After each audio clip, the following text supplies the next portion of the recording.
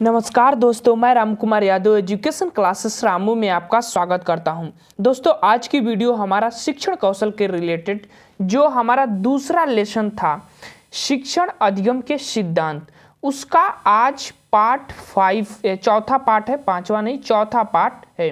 तो अगर आप प्राइमरी सुपर टेट की तैयारी करते हैं तो ये वीडियो काफ़ी इम्पोर्टेंट होगी।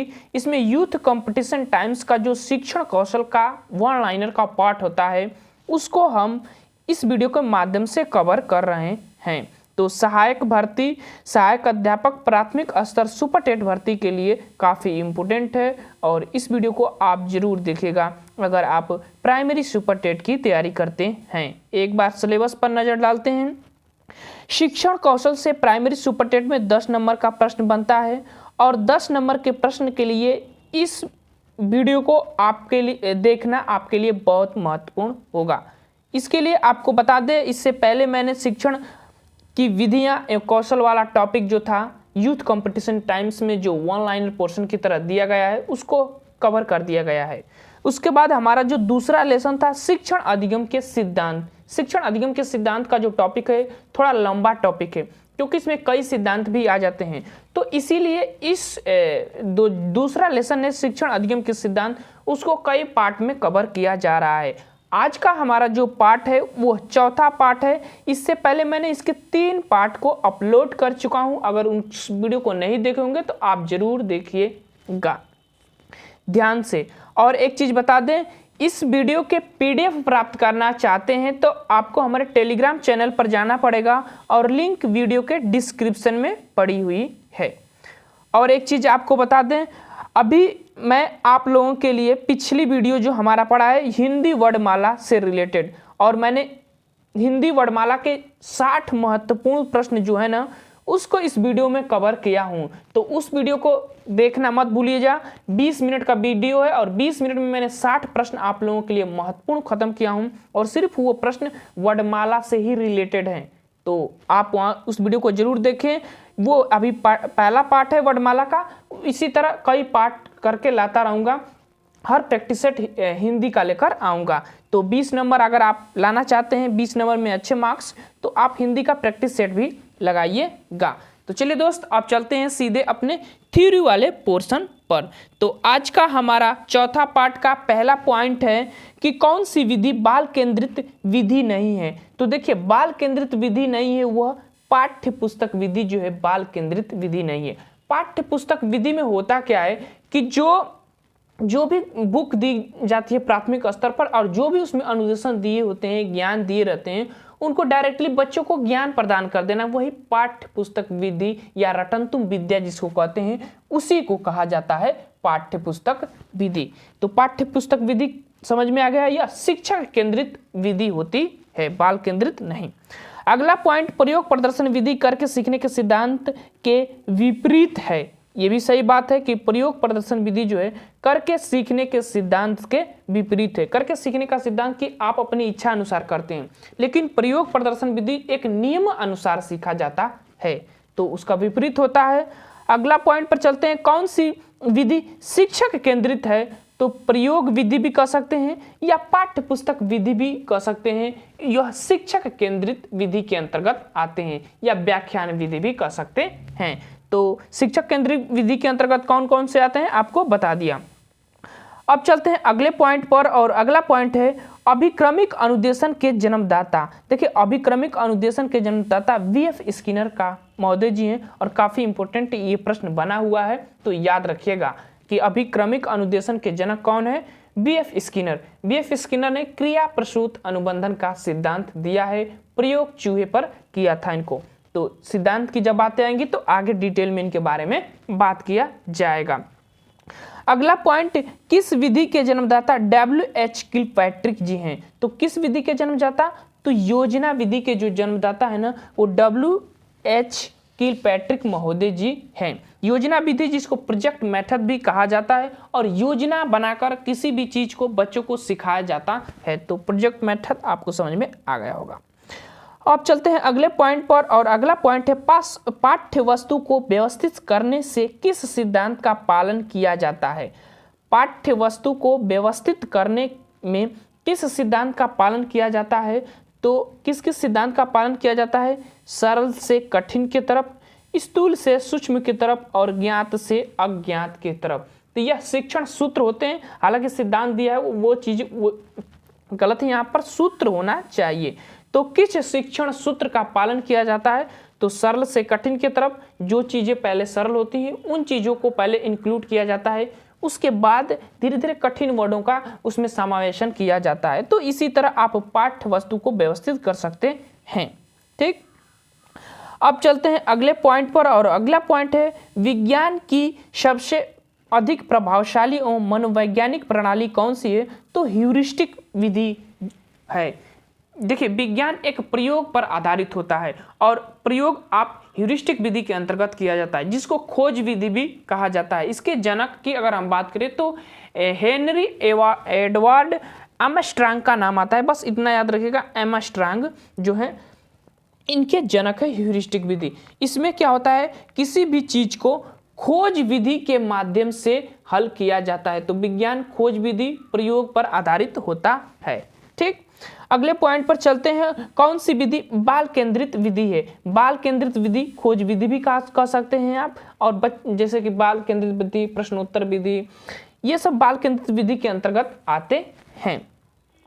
अब आगे चलते हैं। प्रश्नोत्तर विधि में श्रेष्ठतम प्रश्न वही हैं जो विचारोत्तेजक होते हैं। प्रश्नोत्तर विधि के जनक सुकरात महोदय जी हैं।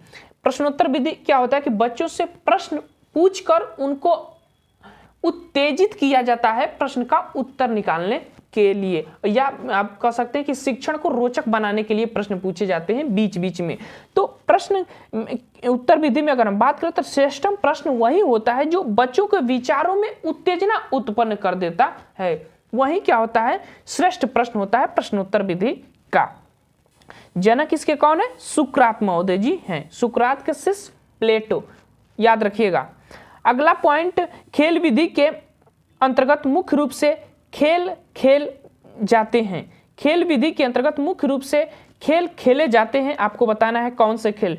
तो आप रचनात्मक खेल खेलते हैं, क्रिएटिविटी सृजनात्मक खेल खेला जाता है, और गति वाले जो खेल होते हैं वो खेला जाता है, जिससे मानसिक व स्पर्धात्मक खेल होते हैं उस प्रकार के खेल को खेला जाता है। स्पर्धात्मक खेल का मतलब होता है कि एक दूसरे से आगे निकलने की होड़ लगी होती है बच्चों में।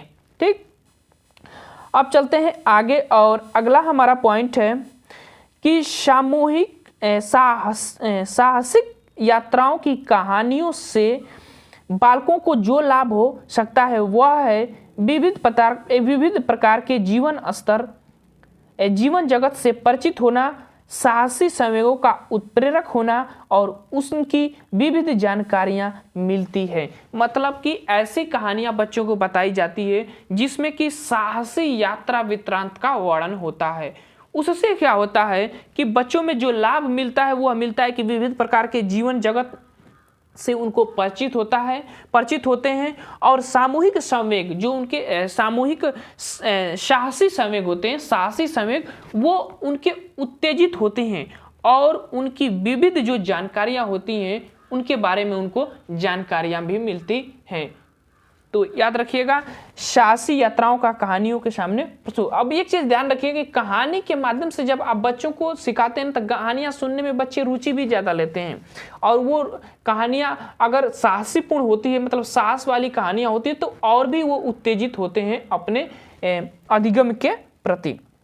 ठीक, आगे चलते हैं। जिस शिक्षण विधि में छात्र सक्रिय रूप से भाग लेते हैं वह विधि होती है कहानी कथन। देखिए, वही बात यहाँ भी आ गया कि जिस शिक्षण सूत्र में छात्र जो सक्रिय सबसे ज्यादा होते हैं तो वो कहानी कथन विधि में ही होते हैं। तो अगर बच्चों को पढ़ाएं तो कहानी के माध्यम से ही उनको ज्यादा से ज्यादा चीजें सिखाने का प्रयास करिएगा।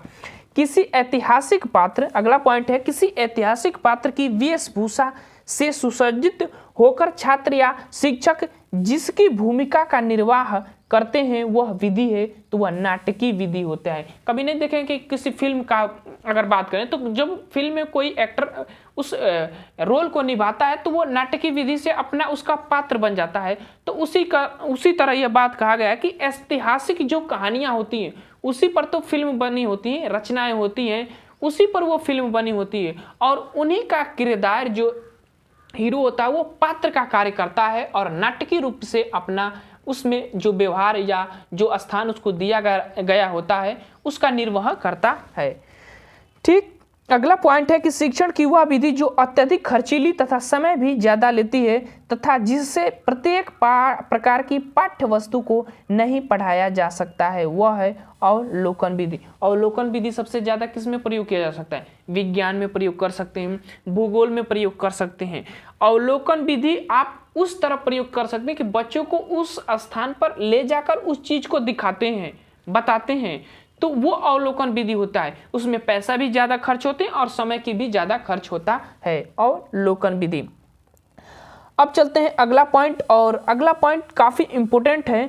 गीजूभाई की रचना है प्राथमिक पाठशाला में भाषा शिक्षा। काफ़ी इंपॉर्टेंट रचना है इनकी और पूछी भी जाती है। गीजूभाई एक शिक्षा शास्त्री हैं और उनकी ये रचना काफ़ी फेमस रचना है, प्राथमिक पाठशाला में भाषा शिक्षण। यानी जो प्राथमिक शिक्षा होती है उसमें आप कैसे जो भाषा का शिक्षा देते हैं, सिखाते हैं, कैसे सिखाते हैं। तो इस रचना को याद रखिएगा, गीजूभाई से रिलेटेड है। अगला पॉइंट है अनुवर्ग शिक्षण कितने प्रकार के होते हैं? तो वो 3 प्रकार के होते हैं। फिर अगले पॉइंट पर चलते हैं, व्यक्तिगत भेद का कारण है। तो देखिए, व्यक्तिगत भेद के अगर हम कारण की बात करें तो वह होता है वंशानुक्रम, पर्यावरण और एक समाज होता है व्यक्तिगत भेद का कारण उत्पन्न करने का।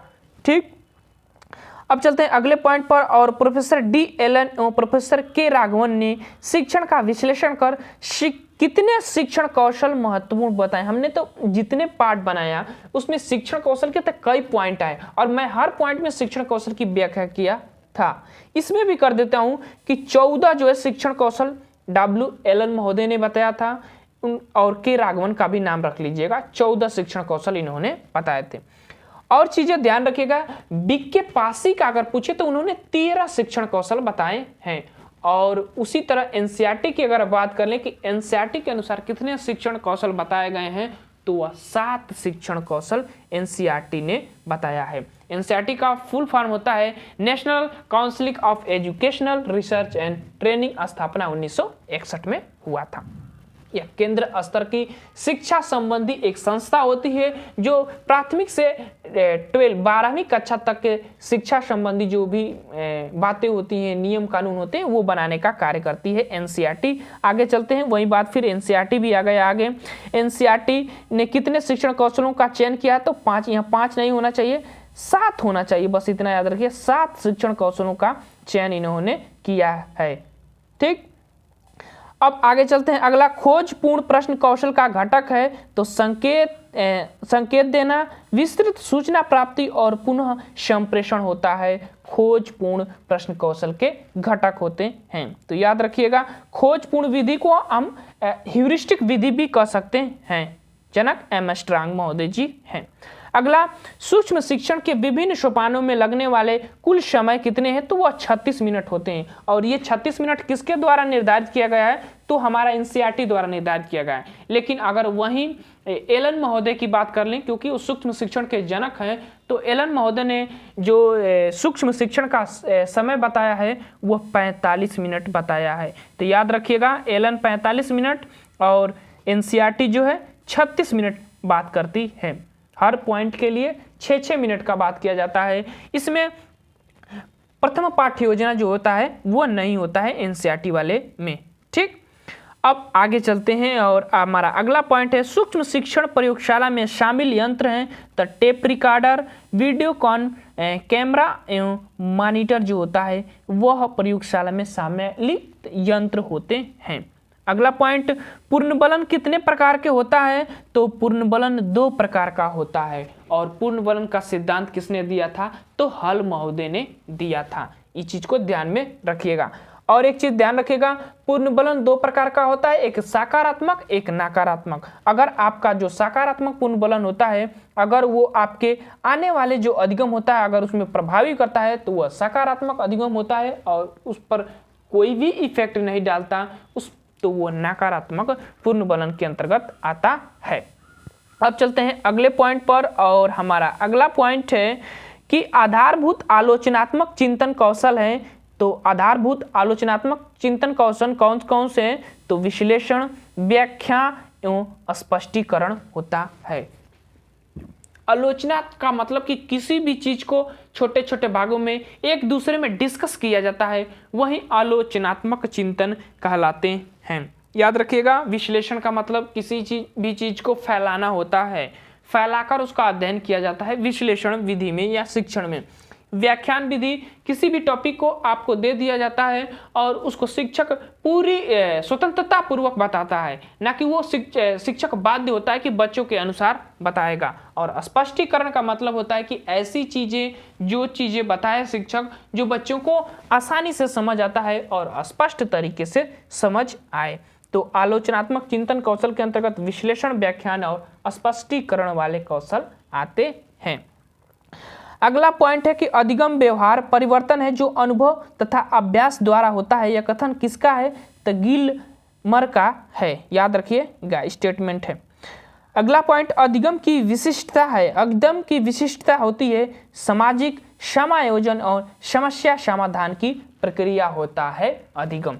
ठीक, समाज में आप सीखते हैं और समाज में ही समायोजन होने का कार्य करते हैं। आप अपने वातावरण के प्रति और जो भी समस्याएं आती हैं उसको समाधान भी आप अपने अधिगम के माध्यम से ही करते हैं या पूर्व ज्ञान के माध्यम से ही करते हैं।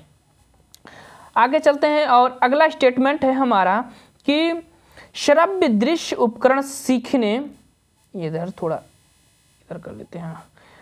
चलिए, श्रव्य दृश्य उपकरण सीखने वालों को व्यक्तियों, घटनाओं, वस्तुओं और कारणों तथा प्रभाव संबंधों को के नियोजित अनुभवों के लाभ उठाने का अवसर देता है। ये कथन किसने?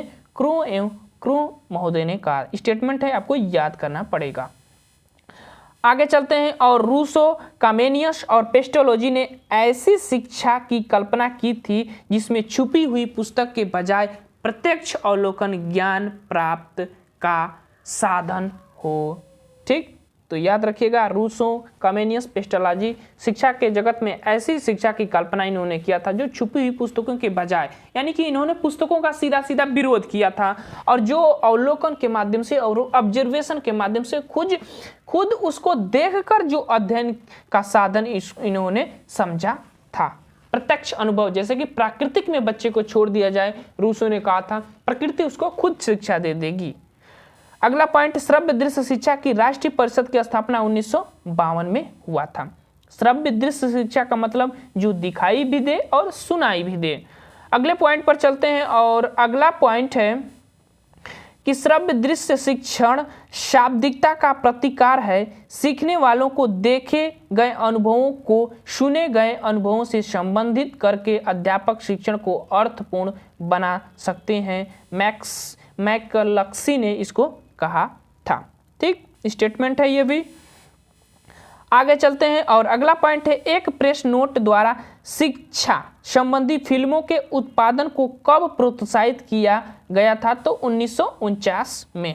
ठीक, अब आगे चलते हैं। अगला पॉइंट है कि श्रव्य दृश्य शिक्षा की राष्ट्रीय परिषद की प्रथम बैठक मई 1993 में हुआ था। मई 1993 में हुआ था, याद रखिएगा। और श्रव्य दृश्य शिक्षा की राष्ट्रीय परिषद की स्थापना की बात किया जाए तो 1952 में, अभी हमने आगे उसको पढ़ा था। आगे चलते हैं और अगला पॉइंट है, फिल्म पट्टियों का आविष्कार कब हुआ? तो 1920 में इसका आविष्कार हो गया था, फिल्म पट्टियों का। अब चलते हैं अगले पॉइंट पर और हमारा अगला पॉइंट है कि श्रव्य दृश्य शिक्षा की राष्ट्रीय परिषद की दूसरी बैठक किसकी अध्यक्षता में हुई थी? तो श्री के.जी. सैयदेन की अध्यक्षता में हुई थी। ठीक, आगे चलते हैं।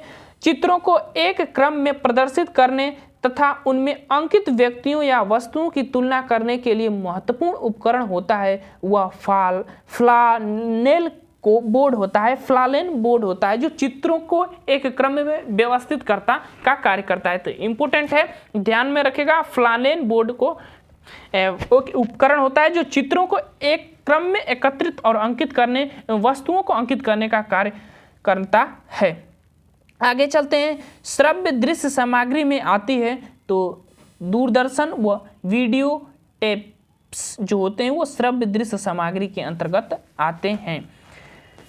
अगला हमारा पॉइंट है श्रव्य सामग्री में आते हैं तो रेडियो और ग्रामोफोन। तो श्रव्य दृश्य और श्रव्य सामग्री में थोड़ा अंतर होता है। श्रव्य सामग्री जिसमें दिखाई भी देता है, सुनाई भी देता है, लेकिन श्रव्य सामग्री वो होता है जिसमें सिर्फ सुनाई देता है, दिखाई नहीं देता है। तो इस अंतर को ध्यान रखिएगा। अगले पॉइंट पर चलते हैं। और टेप रिकॉर्डर के प्रयोग से रेडियो की सीमाओं को दूर किया जाता है। टेप रिकॉर्डर के प्रयोग से जो रेडियो की सीमाएं होती हैं उनको दूर अब धीरे धीरे किया जा रहा है। अगला पॉइंट, प्रक्षेपित सामग्री में आते हैं फिल्म स्लाइडर्स। फिल्म स्लाइडर्स जो है प्रक्षेपित सामग्री में अंतर्गत आते हैं। ठीक, आगे चलते हैं। और अगला हमारा पॉइंट है, तालिका चार्ट में सामग्री सामान्य अनुक्रम से प्रस्तुत की जाती है। तालिका चार्ट में जो सामग्रियां होती है वो सामान्य अनुक्रम से ही प्रस्तुत की जाती है। एक क्रम से ऐसे तालिका बनाकर और एक क्रम से प्रस्तुत किए जाते हैं, तो सबको पता है। आगे चलते हैं। और हमारा अगला पॉइंट है कि भटनागर ने किस सिद्धांत का विवरण प्रस्तुत किया था? तो शिक्षण अधिगम के सिद्धांत को है भटनागर ने प्रस्तुत किया था। तो इम्पोर्टेंट है, ध्यान में रखिएगा। अगला पॉइंट, गेज ने शिक्षण अधिगम के सिद्धांत के बारे में अपना मत प्रस्तुत किया। कब? तो 1963 में इन्होंने अधिगम के सिद्धांत के बारे में अपना मत प्रस्तुत करने वाले थे गेज महोदय। शिक्षण अधिगम सिद्धांतों को मनोवैज्ञानिक रियान ने कितना बताया है? तो 2। और वो कौन कौन से हैं? तो नीचे देख लेते हैं वो कौन कौन से हैं। रियान महोदय के अंतर्गत शिक्षण अधिगम के सिद्धांत इन्होंने 2 बताया। रियान के अनुसार शिक्षण अधिगम के सिद्धांत 2, पहला एक्जियूमेटिक, स्वयं सिद्ध करना, यानी कि खुद के द्वारा जो सिद्ध किया जाता है उसको एक्जियोमेटिक कहते हैं, स्वयं सिद्ध उसको कहा जाता है। और एम्पिरिकल दूसरा होता है, और इसको प्रयोग सिद्ध कहा जाता है, यानी कि प्रयोग के द्वारा इसको सिद्ध किया जाता है। अगला पॉइंट, शिक्षण सिद्धांत को माना गया है कला और विज्ञान। जरूरी माना जाएगा क्योंकि शिक्षण एक कला होता है और सिद्धांत मतलब लग गया तो एक प्रयोग हो जाता है जिसको हम विज्ञान भी कह सकते हैं। तो शिक्षण सिद्धांत को माना गया है कला और विज्ञान। अगला पॉइंट, शिक्षण सिद्धांत के लिए B.O. स्मिथ के अनुसार 4 तत्व बताए गए हैं। 4 तत्व शिक्षण सिद्धांत के बताए गए हैं स्मिथ महोदय के अनुसार। आगे देख लेते हैं कौन कौन से हैं। चलिए, पहला है शिक्षण व्यवहार के लिए चरों के लिए कथन। दूसरा, चरों को पारस्परिक संबंध संभव संबंधों का प्रतिपादन। और तीसरा है चरों तथा शिक्षण व्यवहार के सहसंबंध। और चौथा है शिक्षण व्यवहार के चरों का मनोवैज्ञानिक तथा सामाजिक परिस्थितियों के संदर्भ में। तो ये चार जो चर हैं ये स्मिथ महोदय के शिक्षण अधिगम के सिद्धांत के अंतर्गत बताए गए हैं। आगे चलते हैं। और हमारा अगला पॉइंट है शिक्षण का सिद्धांत आदर्श मूलक सिद्धांत है, यह ब्रूनर ने कहा था। आदर्श मूलक सिद्धांत शिक्षण के सिद्धांत को कहने वाले हैं ब्रूनर महोदय ने। अगला पॉइंट, शिक्षण का सिद्धांत बहुत ही तर्क वाक्यों का एक समूह होता है जिससे एक ओर शिक्षा के परिणामों तथा दूसरी ओर छात्रों की विशेषताओं में पारस्परिक संबंधों को स्पष्ट किया जाता है। यह कथन ट्रेवर्स का है, तो याद रखिएगा ये कथन है।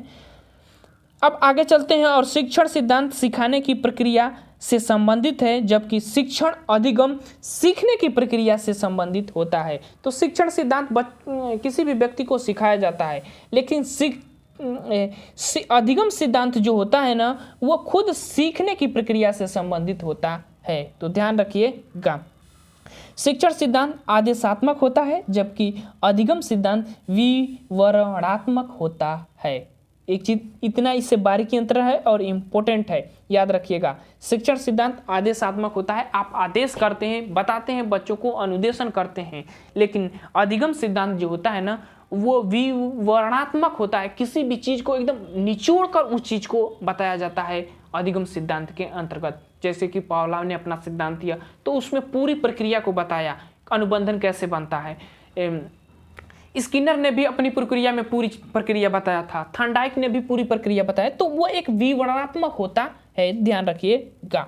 अगला पॉइंट, अधिगम सिद्धांतों की प्रकृति होती है तो वो मनोवैज्ञानिक होती है, सबको पता है।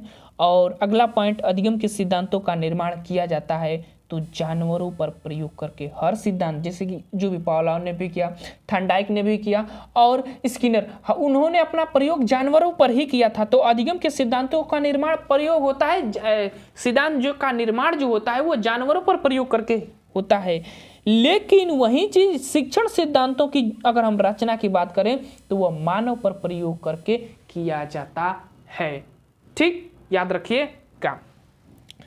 अब आगे चलते हैं और हमारा अगला पॉइंट है शिक्षण की दो विशेषताएं लिखिए। पहली है ये विशिष्ट होते हैं और दूसरी है यह सांस्कृतिक संरचना पर आधारित होते हैं शिक्षण। तो ये मोस्ट इंपोर्टेंट होती हैं दो विशेषताएं शिक्षण की। अगला पॉइंट और लास्ट पॉइंट इस वीडियो का, शिक्षण के सिद्धांत के अंतर्गत मुख्य चर की अगर हम बात करें तो वह शिक्षक और छात्र होता है। दो मुख्य चर की अगर आप बात करें, नहीं तो शिक्षक, छात्र और पाठ्यक्रम होते हैं चर के अंतर्गत। लेकिन मुख्य चर जब पूछे तो शिक्षक और छात्र दोनों होते हैं, और उनमें मुख्य पूछे तो छात्र पर जाइएगा। ठीक, तो ये थे हमारा पार्ट चौथा लेसन दूसरा का शिक्षण अधिगम के सिद्धांत का। तो चलिए दोस्त, वीडियो पसंद आए तो वीडियो को लाइक, शेयर, सब्सक्राइब आप जरूर करें। Thank you for watching this video.